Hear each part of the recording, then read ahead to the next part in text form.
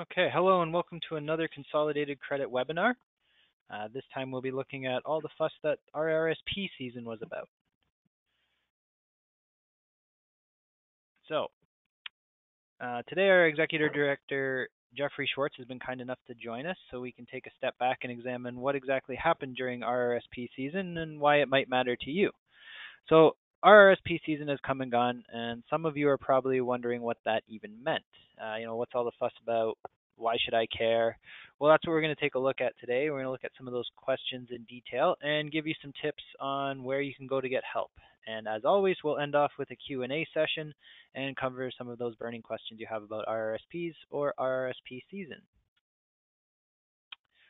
So I'll let Jeff lead us off here with, when is RRSP season? Well, thanks, Ben. And so as we've said, RRSP season has come and gone this year, and now your focus is probably shifted to the upcoming tax season. And given the tax implications of RRSPs, it might make sense that these two deadlines are only 60 days apart. So that answers our first question. When is RRSP season? For most people, it's the first 2 months of the new calendar year. So you've got until March 1st to contribute to your RRSP up to the maximum amount, which is typically 18% of last year's total income. And that means if you're set to earn about $100,000 in 2019, you'll have until March 1st of 2020 to contribute up to $18,000. The reality is that RRSP season is all year long, but we can get into that a little bit later. There's some exceptions to this rule. For instance, if you have an employer RRSP matching program, a pension, or you're self-employed. So be sure you understand what your situation is so you don't get hit with penalties for over-contributing. Great. Okay, Jeff, I'll try to tread lightly a little bit here. It's never a good idea to insult your boss, but you're a little bit older than I am, and while I'm not exactly a young man, well, I'm not exactly a young man anymore, but I'm willing to bet that we have different retirement goals.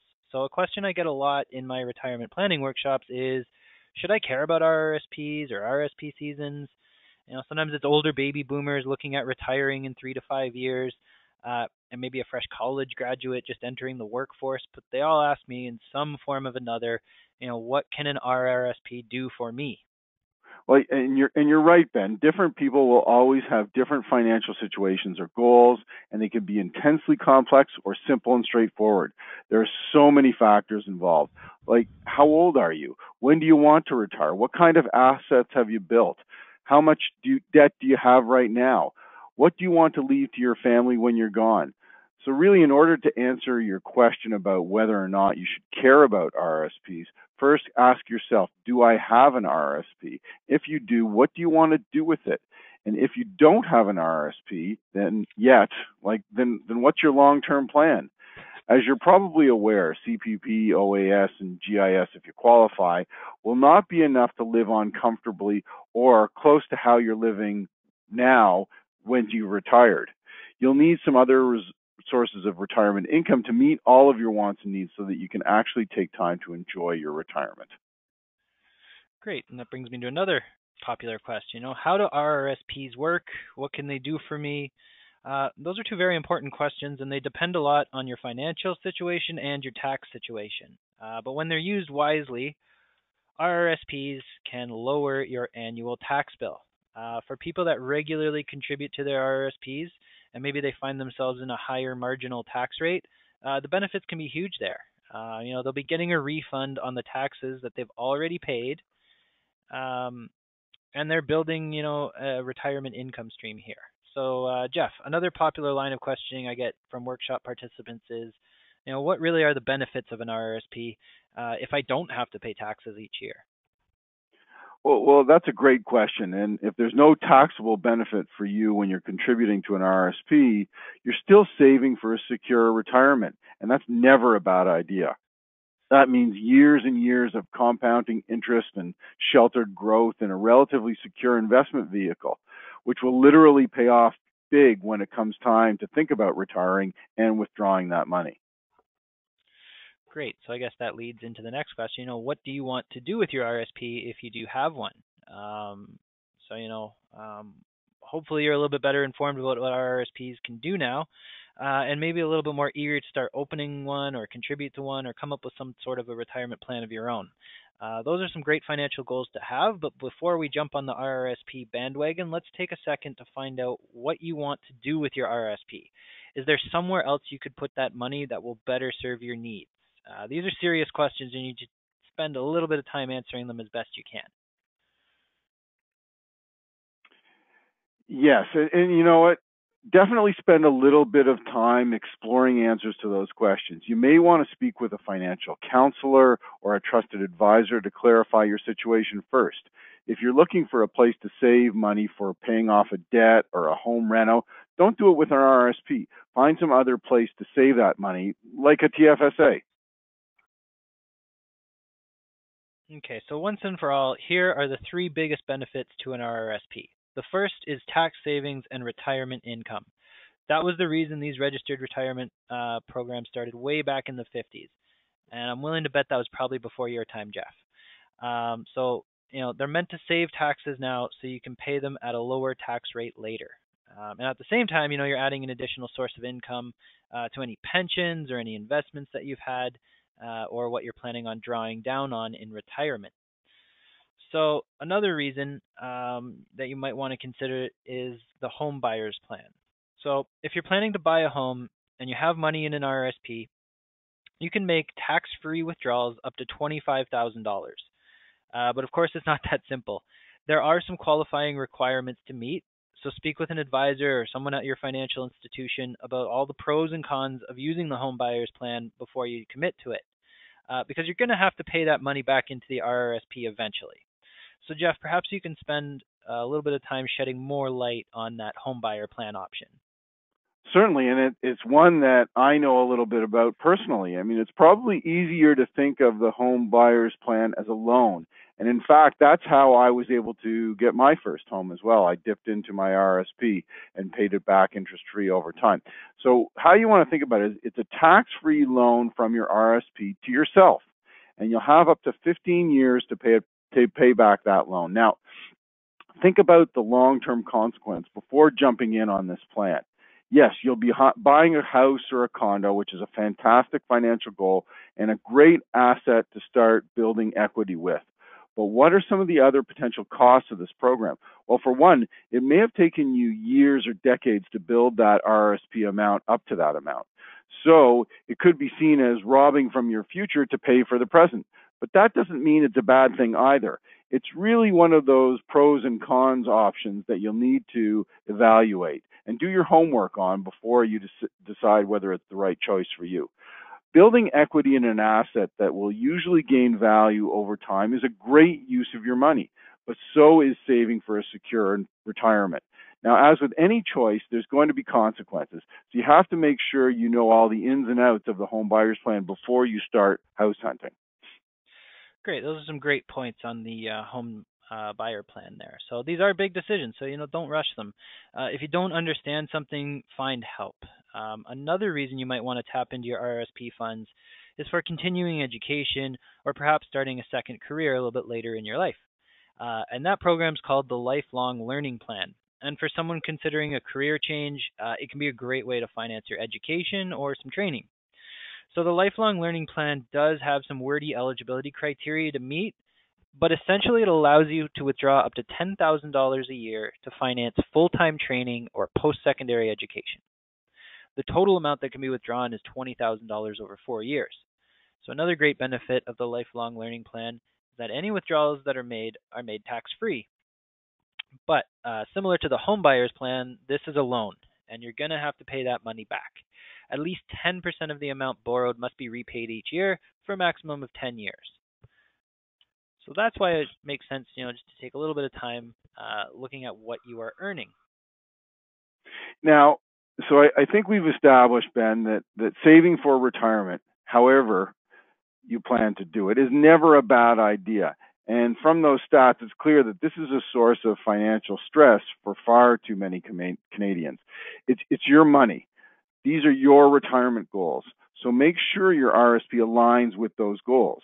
If your goals don't align with the benefits of an RSP, it doesn't mean you should stop planning your retirement altogether. It just means that contributing to an RSP makes more sense for others than it might for you. And that's why we should take a minute to go over TFSAs and how they might be a better choice for some over an RRSP, because there's often a lot of confusion about the two.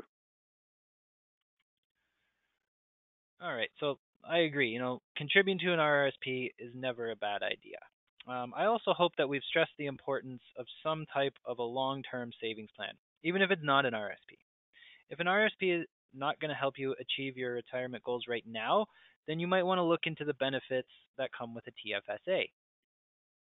It's an easy to use, low risk investment vehicle, and the interest earned within the TFSA is 100% tax free. If you're young or you're currently earning a lower income, then contribute to your TFSA. And if you start earning more money, you're moving up in the tax brackets, then you can always move money back over to an RRSP. Okay. So, what's your savings plan? So if you're one of the many Canadians out there that are confused about what's better, a TFSA or an RRSP, just ask yourself, can an RRSP help me achieve my retirement goal? If it doesn't make sense right now, contribute as much as you can to a TFSA. All these acronyms are tough to keep up with. It's an easy place to deposit and withdraw money. The low risk investments that can be made within a TFSA will grow tax free. And if your income situation changes later on, you can always move that money from your TFSA to your RRSP. Good. So another common question I get: do you need to contribute to your RRSP? So do I need to contribute to my RRSP by the deadline? Well, I'd say yes or maybe no. You'll have to decide that on your own. And hopefully, some of what we've talked about today made things a little easier. So the bottom line is, ask yourself right now, what's my long-term financial plan?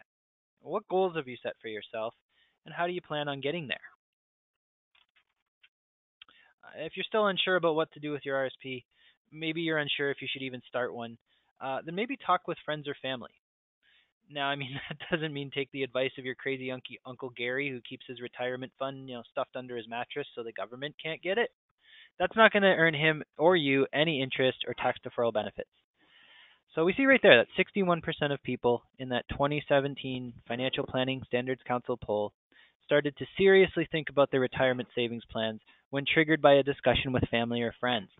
So, maybe at your next family event or dinner, you want to sit down and maybe ask some of your older family members what their plans were.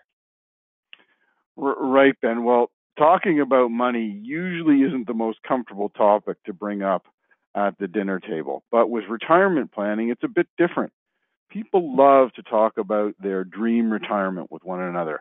That being said, however, I've spoken with a number of Canadians that unfortunately had their retirement dreams put on hold after speaking with a pushy salesperson. Typically, they wind up leaving the salesman's office more confused than when they went in, with an armful of and with a pile of confusing graphs and glossy reports. So find a trusted advisor to speak with. A good place to start might be at your workplace. Many great organizations out there offer an employee RSP matching program. And for 83% of the participants in that poll, that's what it's going to take to encourage active retirement planning. So if your company offers an RSP matching program, jump on it right away. It's essentially free money offered up by your company to ensure you have a better chance at planning a secure retirement. Great. So while we're on the topic of that, maybe Jeff, you can just explain to us, if you need help, where can I go, or who should I look for? Yeah. Now, if you're looking for a trusted financial advisor, a CFP, certified financial planner, or a financial counselor can help you lay the groundwork for a secure retirement. If you had some more lofty retirement goals, then you may want to look for a financial advisor that specializes in retirement planning. They'll have a much better understanding of what will be needed to get you on your way to your retirement dreams. CRCs and RRCs are great places to start. You can find out a ton of great information about financial planners by visiting the FPSC website. So that wraps up our webinar here, and we'll just take a second or two to answer a few common questions that we get. Sure. The first one that we get quite a bit is, how much should I contribute to my RRSP? Is there a dollar amount that I should focus on? Is it a percentage? That sort of thing. So Jeff, maybe you want to take a stab at that one. Well, firstly, the fact that you're considering putting money aside for RRSP each month is a great idea, because that really eliminates the need to come up with a lump sum of cash right before March 1st. So if you're doing it all year long, you get the growth throughout the year, in addition to the fact that you're saving yourself from having to contribute a lump sum all at once and coming up with that cash. So let's address what you really asked. And it's a complex question. You'll need to take a serious look at your monthly budget to see what you can safely stash away for retirement while meeting all of your monthly financial obligations, but still leave room to save for your other financial goals. Now, according to Money Sense, each year, 2/3 of Canadians don't contribute anything at all. So any contribution you make is an accomplishment. If you're able to stash away the maximum 18% of your income per year in an RSP, you're doing great. But your situation might be different. Start with your monthly budget, and if you don't have a monthly budget, it's time to start one. After your monthly expenses are paid, if you're able to put away 5 to 15% of your monthly income into savings, figure out how much of that amount you'll need for your other savings goals, like your emergency savings funds, or if you're planning a vacation, purchasing new appliances, and so on. The rest of that savings should be earmarked for retirement, and the earlier you start, the better. So stop waiting. Great. I like that. Start with the budget and then go from there. So another one I hear often is, how long can I have an RRSP, and what can I do with it once I retire? Well, you'll have to transfer that money out of your RRSP by the end of the year that you'll be turning 71. But you've got a few options, how to do that, where you want to do that, that sort of thing. So certainly seek the advice of a trusted financial professional, hopefully one that has a bit of experience, because those options include, taking the money out in cash, which has its tax implications. You can also purchase an annuity, for some regular type of retirement income. And the other option, which is pretty popular, is transferring your money to a registered retirement income fund, or a RRIF. So a RRIF allows you to keep that money invested with the opportunity for it to grow tax deferred. But every year you need to withdraw a minimum amount from your RRIF, and the amounts taken above, or any amounts taken above, I should say, will be taxed. So there's a few different options, but you really want to speak to your financial advisor or professional about what you want to do. So if you wanted to connect with us, please do. We hope you'll have a little bit clearer understanding about what RRSPs can do for you, and why there always seems to be a mad rush to contribute before the RRSP deadline. So hopefully next year you'll be ready and actively working towards that goal of a dream retirement. So please feel free to contact us here at Consolidated Credit Counseling Services of Canada with any of your burning financial questions, and we hope you enjoyed the webinar, and we'll see you next time. Thanks. Have a great day.